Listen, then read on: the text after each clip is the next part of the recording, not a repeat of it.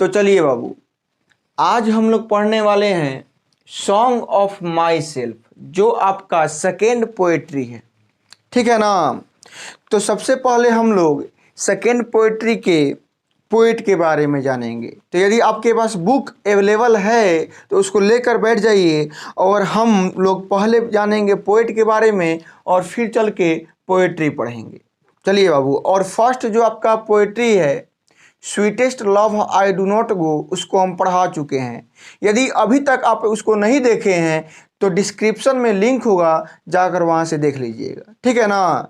चलिए बाबू, जो दूसरा आपका पोएट्री है वह यह है सॉन्ग ऑफ माई सेल्फ, जिसके पोएट हैं बाबू वाल्ट व्हिटमैन, जिनका जन्म हुआ था 1819 में और इनका मृत्यु हो गया बाबू 1892 में।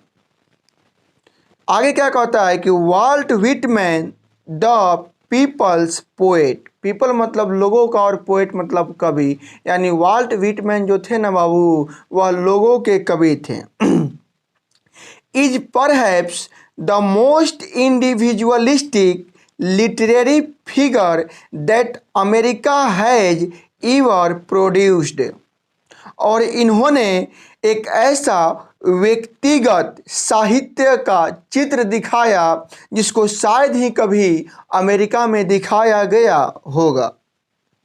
नेक्स्ट लाइन है बाबू, he began working as a carpenter before his 12th birthday, यानी इन्होंने अपने 12वें जन्मदिन के पहले ही एक कारपेंटर के रूप में कार्य करना स्टार्ट कर दिया।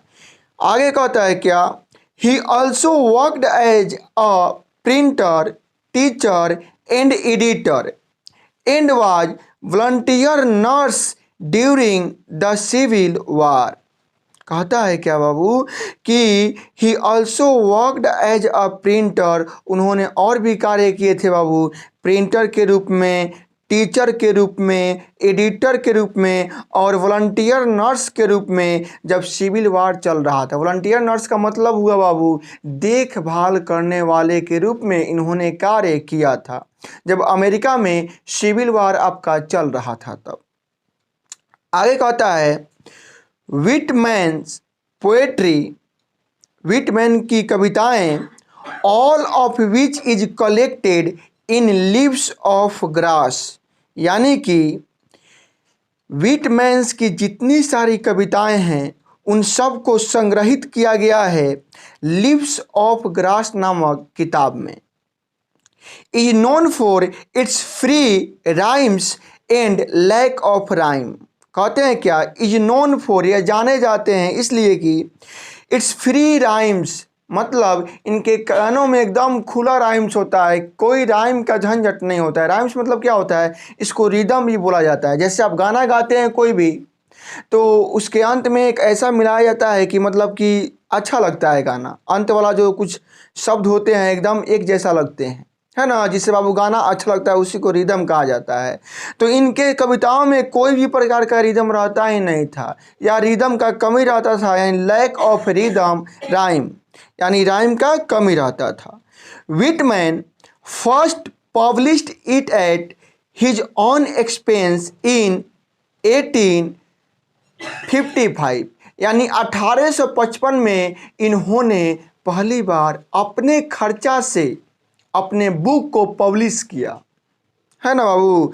आगे कहते हैं क्या, however the free form of the poems and the joyful dedications to the importance of the individual they are not well received at first, कहते हैं क्या, हालांकि उनके खुले कविताओं को और आनंदित समर्पण के साथ लिखे गए उनके कविताओं को जो व्यक्तिगत था, इसको शुरुआत में किसी के द्वारा स्वीकार नहीं किया गया, रिसीव नहीं किया गया।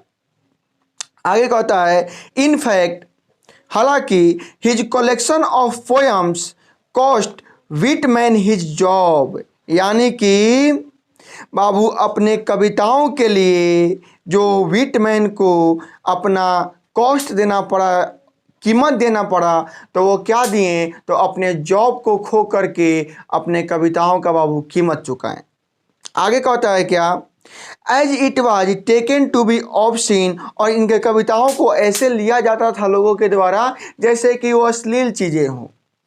इस रूप में उनके कविताओं को देखा जाता था। आगे कहता है क्या, इन 1881 1881 में आफ्टर मेनी एडिशन, बहुत सारे संपादन के बाद में, leaves of grass finally found a publisher willing to print it uncensored. मतलब कि बाबू अंततः 1881 में इनको एक पब्लिशर मिल जाता है, एक प्रोड्यूसर मिल जाता है जो इनके किताब को यानी लिव्स ऑफ ग्रास को छापने के लिए क्या हो जाता है, इच्छा जाहिर करता है, इच्छा जताता है। आगे कहता है बाबू, translation of this collection were enthusiastically received in Europe, यानी कि इनके किताब के ट्रांसलेशन को यानी अनुवाद को जब यूरोप में अनुवादित किया गया तो वहाँ के लोगों के द्वारा इसको एकदम उत्साहित पूर्वक ग्रहण किया गया।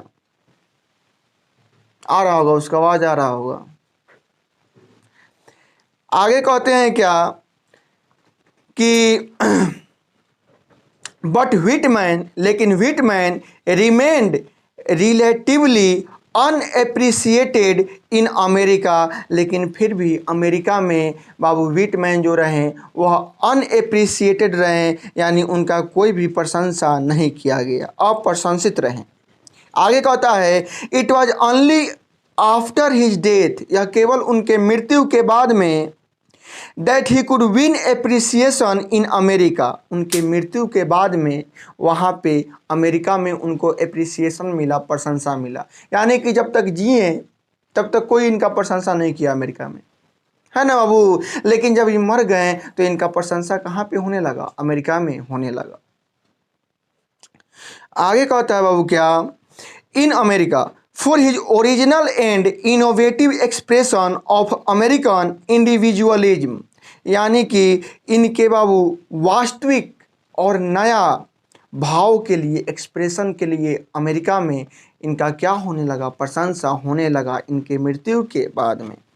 आगे कहता है क्या, हिज इम्पोर्टेंट वर्क्स, इनके कुछ महत्वपूर्ण कार्य हैं।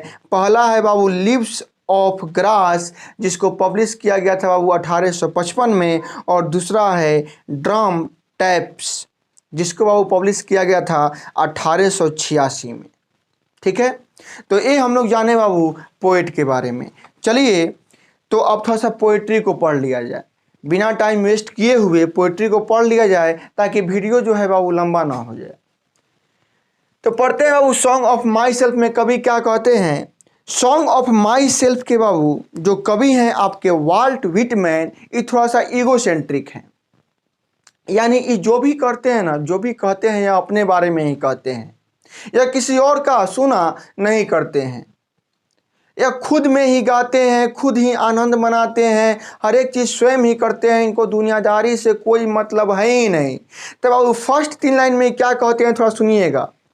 कहते हैं क्या कवि कि मैं स्वयं गाता हूं और स्वयं ही आनंद मनाता हूं, और सुनो, जो मैं मानता हूं वह तुम भी मानोगे, क्योंकि इस संसार के वो सारे कण जो मुझसे जुड़े हुए हैं वह तुमसे भी उतना ही अच्छा से क्या हैं, जुड़े हुए हैं। चलिए पढ़िए इसको। कहते हैं क्या, मैं सेलिब्रेट, आनंद मनाता हूँ, माई सेल्फ स्वयं ही, एंड और सिंग, गाता हूँ, माई सेल्फ स्वयं ही, यानी कि मैं स्वयं आनंद मनाता हूँ, स्वयं गाता हूँ। यानी अगर इसको संपूर्ण अर्थ दे तो क्या हो जाएगा, मैं स्वयं ही गाता हूँ और स्वयं आनंद मनाता हूँ। एंड और वाट, जो मैं एज्यूम, मानता हूँ, और जो मैं मानता हूँ, यू शैल एज्यूम, तुम भी मानोगे। यहाँ पे देखो, आई एज्यूम मैं मानता हूँ, यहाँ पे फ्यूचर हो गया, यू शैल एज्यूम तुम भी मानोगे। तुम भी क्या करोगे बाबू, मानोगे। फ्रॉम एवरी एटम, फोर, क्योंकि एवरी एटम, प्रत्येक कण, बिलोंगिंग टू मी, जो मुझसे जुड़ा हुआ है, एज गुड, उतना ही अच्छा से, बिलोंग्स टू यू, तुमसे भी जुड़ा हुआ है, तुमसे भी बिलोंग करता है। आगे कवि क्या कहते हैं, 3 लाइन में ही कहें, आगे कवि क्या कहते हैं बाबू सुनिएगा। आगे कहते हैं कवि 6 लाइन में क्या, कि मैं भटकता हूं, मैं स्वयं ही, अकेले ही मैं भटकता हूं, और मैं अपने आत्मा को आमंत्रित करता हूं। और आई लीन, मैं लेटता हूं, एंड लोफ, और भटकता हूं, माई ईज, मैं अपने आराम से, ऑब्जर्विंग, ऑब्जर्विंग यानी ऑब्जर्व करता हूं, क्या करता हूं, ऑब्जर्व, एहसास करता हूं। अ स्पीयर ऑफ समर ग्रास, चलो शुरू से पढ़ ही लेते हैं, देखा जाएगा। कहते हैं क्या, आई, मैं, लोफ, भटकता हूं, एंड, और, इनवाइट, आमंत्रित करता हूं, माई, मेरे, अपने, सोल को, आत्मा को, मैं अपने सोल को, आत्मा को क्या करता हूं, आमंत्रित करता हूं। आई लीन, मैं लेटता हूं, एंड, और, लोफ, भटकता हूं, माई इज, अपने आराम से, अपने आराम से एकदम, ऑब्जर्विंग, एहसास करता हूं, अ स्पीयर, नुकीले, एक नुकीले चीज को, ऑफ समर ग्रास, यानी गर्मी के घास के नुकीलेपन को क्या करता हूं, मैं एहसास करता हूं। बाबू जब गर्मी आता है तो क्या होता है, घास सूख जाते हैं, और सूख जाते हैं तो ऊपर ना नुकीला नुकीला चीज आ जाता है, नुकीला जैसा हो जाता है कुछ, वही कह रहे हैं कभी क्या, कि मैं लेटता हूं, भटकता हूं, और आराम से एहसास करता हूं उस गर्मी के घास के नुकीलेपन को, क्या करता हूं, आराम से एहसास करता हूं उसको। आगे कहते हैं क्या, माई टंग, मेरा जीभ, every atom of my blood, मेरे खून का हर एक कण, फॉर्म्ड फ्रॉम दिस सॉइल, इस मिट्टी से बना हुआ है, फॉर्म्ड मतलब बना हुआ है, फ्रॉम दिस सॉइल, इस मिट्टी से बना हुआ है, दिस एयर, इस हवा से बना हुआ है।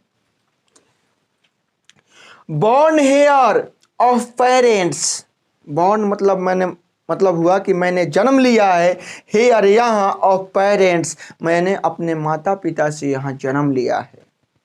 Born hair from parents the same, born hair, और जन्म लिया है, हेयर मतलब यहाँ, फ्रॉम मतलब से, पेरेंट्स मतलब माता पिता ने, द सेम वैसे ही, यानी कि मैंने अपने माता पिता से जन्म लिया है, और मेरे माता पिता भी वैसे ही अपने माता पिता से जन्म लिए हैं।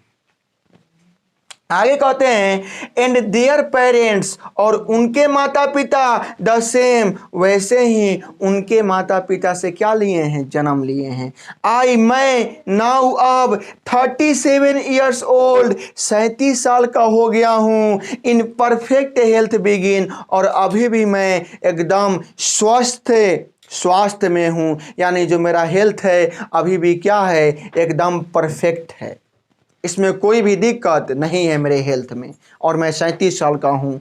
आगे कहते हैं, होपिंग, और आशा करता हूँ, टू सीज नॉट, कि स्थिर नहीं पड़ूंगा, टिल डेथ, मृत्यु तक, और मैं आशा करता हूँ कि मृत्यु तक मैं स्थिर नहीं पड़ूंगा।